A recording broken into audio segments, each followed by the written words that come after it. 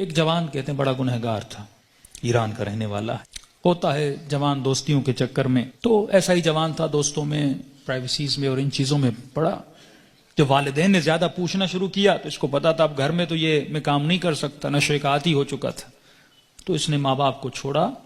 کہتا میں اتنا بد اخلاق تھا، جب غصہ آتا تھا تو کبھی کبھی ماں کو بھی مارتا تھا، باپ کو بھی۔ جب نفس کی حکمرانی ہو جائے نا بندے پر تو ظالم بھی بن جاتا ہے۔ کہتا الگ میں نے فلیٹ لیا، ایک گاڑی تھی، میں اس سے مسافر اور پیسنجرز اٹھاتا تھا ایران میں، جو دن میں کمائی ہوتی تھی، رات کو نشہ، گناہ، فحاشی۔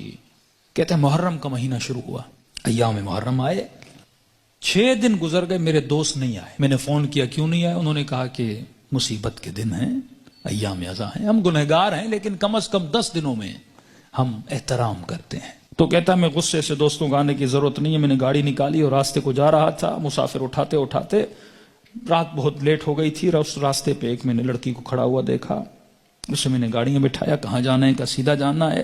آگے چلتا گیا، اچانک نفس نے غلبہ کیا، گناہ نہیں کیا تھا اتنے دنوں سے، ذہن میں خیال آیا اکیلی خاتون گاڑی میں ہے، نیت گناہ کی، گاڑی کو میں نے موڑا۔ یہ جوان بچی محجب کہنے لگی کہاں جا رہے ہو، مجھے تو سامنے جانا ہے۔ میں نے وہی گناہ والے جملے بولے، اسے دعوت گناہ دی۔ کہ بچی رونے لگی تو کیسی باتیں کر رہا ہے، اس نے کہا میں نے تو ارادہ بنا دیا ہے۔ کہتا مجھے واسطے دینے لگی، اب اکیلی خاتون کیا کرے، اسپیڈ سے میں گاڑی چلا رہا ہوں، دروازے لاک ہیں۔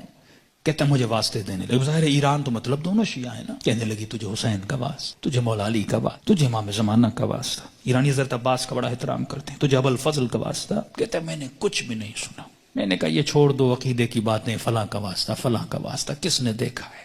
کہتے آخر میں اس نے ایک جملہ کہا جس سے میرا وجود کانپ گیا۔ کہا تجھے نہیں پتا میں کون ہوں؟ کہا میں سمجھا بولے گی فلاں پولیس والے کی بیٹی ہوں، فلاں افسر کی بیٹی ہوں، یہ ہو وہ ہوں۔ میں نے کہا کون ہوں؟ کہا میں سید زادی ہوں، تجھے واسطہ میری دادی زہرا کا، میرا ادب نہیں کرتا، میری دادی کا ادب کر۔ کہتے پتا نہیں ایسا کیا ہوا۔ میں نے گاڑی روک لی، میں نے کہا کہاں جانا ہے؟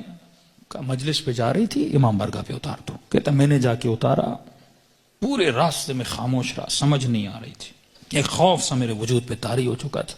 کہتا یہ خاتون گاڑی سے اتری اور جب جانے لگی تو مجھے کہنے لگی کہ اے جواں میں مجلس میں جا رہی ہوں، تیرے لیے دعا کروں گی، تو گناہ کرنے پہ آتا تجھے کون روکتا، میں اپنی دادی زہرا سے تیری سفارش کروں گی۔ میں نے سارے واسطے دیے تو روکا نہیں، لیکن جب تم نے میری دادی کا نام سنا تو رک گیا۔ اہل بیت فرماتے ہیں ہم بڑا احترام کرتے ہیں اس بندے کا جو ہماری دادی کا احترام کرے۔ یہ جوان کہتا ہے میرے وجود میں گویا ایک انقلاب سے، ایک عجیب سی سچویشن تھی، بس دل کر رہا تھا میں روؤں۔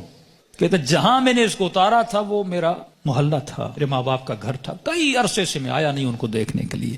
میں نے کہا اس بہانے سے جاؤں، ماں باپ سے مل کے آؤں۔ کہتا اب جیسے میں نے کچھائی کی تو اچانک ذہن میں خیال آیا، اب پاورفل ہوا، میرا روح پاورفل ہوا، نفس کمزور ہو گیا، میں نے نفس کو مارا، اس کے گلے کو گھونٹا اور میں نے اپنے روح کی آواز کو سنا تھا۔ اب اچانک میرا روح پاورفل ہوا، میں گھر کی طرف گیا، گھر کا دروازہ کھولا، اندر گیا، گھر میں کوئی نہیں تھا۔ کہتا میں نے ٹی وی کھولا، اتفاق سے ٹی وی پر ایک ایرانی ذاکر کربلا کے مسائب پڑھ رہا تھا۔ کہتا میں سن بھی رہا تھا، رو بھی رہا تھا، اور اچانک جب میں نے چینل بدلا تو جنت البقیع دکھایا جا رہا تھا، سیدہ کی ٹوٹی ہوئی قبر دکھائی جا رہی تھی، اور ذاکر بتا رہا تھا کہ نبی کی بیٹی اتنی مظلوم ہے کہ اس کی قبر کا کوئی نشان بھی نہیں ہے، ہمارے گھروں پر بھی چھتوں کا سایہ ہے لیکن نبی کی اولاد کی قبروں پر کوئی سایہ نہیں ہے۔ اس نے سارے مسائب پڑھنا شروع کی، اتنے درد بھرے مسائب، کہتا میرا دل پھٹنے لگا جب میں نے سنا اتنی بہترامی نبی کی بیٹی کی۔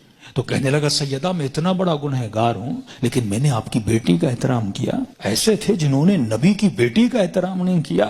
کہتا اب جب رونے لگا تو مجھے اپنے گناہ، اپنی خطائیں، اپنی بدکاریاں سب یاد آنے لگی، جتنی میری اندر کی کثافتیں تھیں گویا کسی نے سامنے لا کر کھڑی کر دی تھی۔ اب میں رو بھی رہا تھا، اللہ سے معافی بھی مانگ رہا تھا، اتنے میں میری ماں گھر آئی، جس ماں کو مارتا تھا اتنے سالوں کے بعد جب ماں نے مجھے دیکھا، کہتا جیسے مجھے دیکھا تو دیکھ میں رو رہا تھا، کہتے جیسے مجھے دیکھا تو بڑے پیار سے میرے ماتھے کا بوسہ دیا اور کہنے لگی رضا تو وہ نہیں جو یہاں سے گیا تھا، مجھے بدلا بدلا لگ رہا ہے۔ تو میں نے رو کر کہا کہ اماں مجھے سیدہ نے بدل دیا۔ کہتے معافی مانگنے لگا، ہاتھوں کا بوسہ لیا، ماں کے قدموں پہ گرا کہ اماں مجھے معاف کرنا، میں بہت برا تھا۔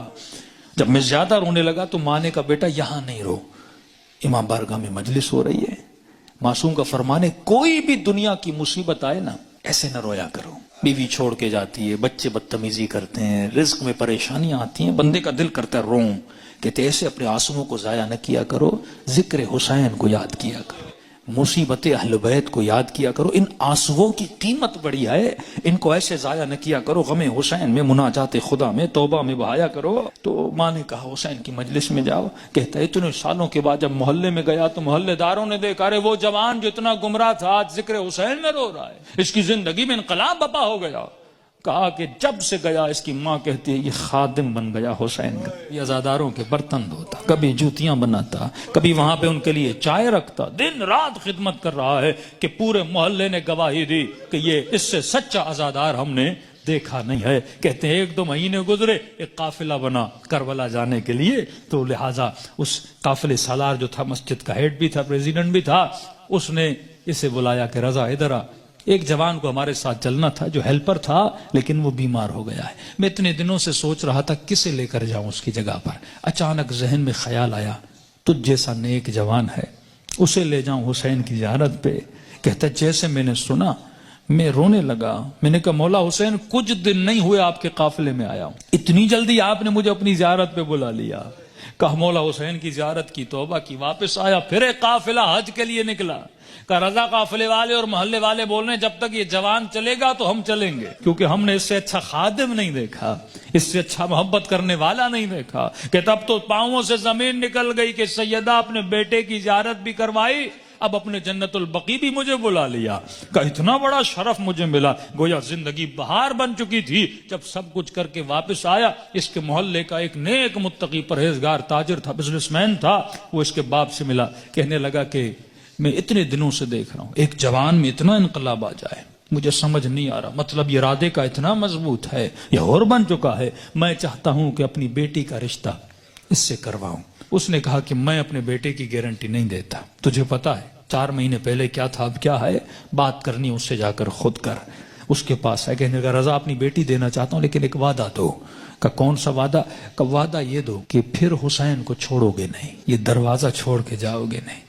کہنے قبلہ میں اپنی ہر نماز میں دعا کرتا ہوں اے خدا وہ دن میری زندگی کا آخری دن ہو جب میں حسین کے ہاتھ کو چھوڑ کے چلا جاؤں۔ کہتے کل رشتہ لے کر آ جانا۔ کہتے یہ جوان اپنے ماں باپ کے ساتھ رشتہ لے کر گیا۔